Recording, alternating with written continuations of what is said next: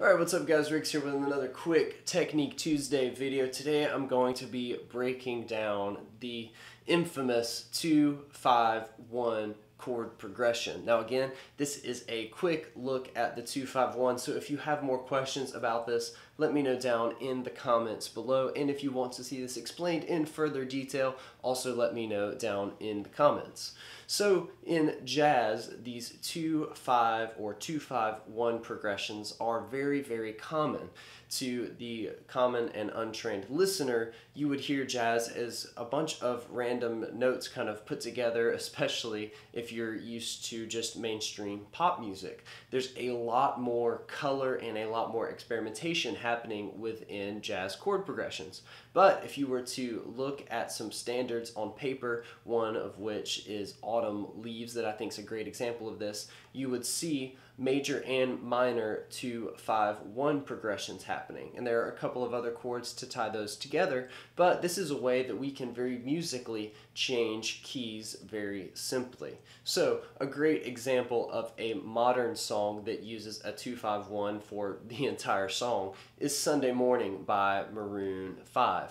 The entire song is D minor, G major, and C major, or if you know your Nashville number system, and even if you don't, go back and watch this video before coming back here, you know that that is a 2,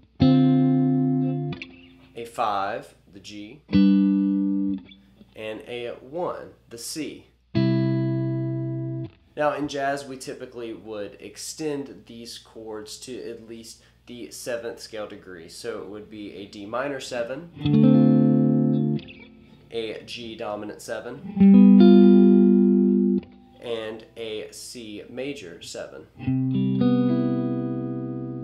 So using that and knowing that, we can quickly see how there are 2-5-1 progressions in multiple keys across a example. So I don't want this to get too involved or too scary, so I'm just going to show you an example of what this might sound like or how we could use a 2-5 progression to change keys.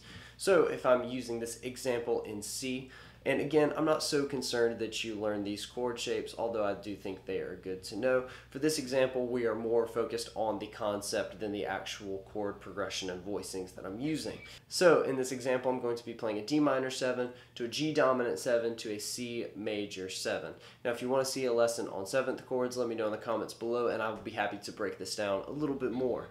So starting on the D minor 7.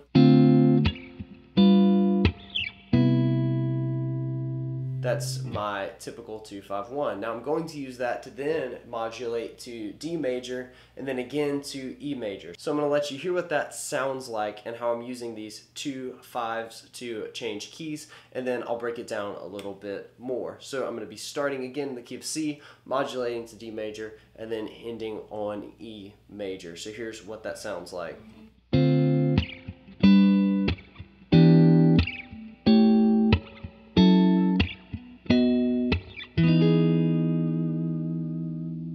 So it's a really simple example to show you how I was able to change keys. So I went from the 2 to the 5, and then I went to the 2 of the new key to the 5 of the new key, and then the 2 of E major, and then to the 5, and then I resolved on the 1, which was an E major 7.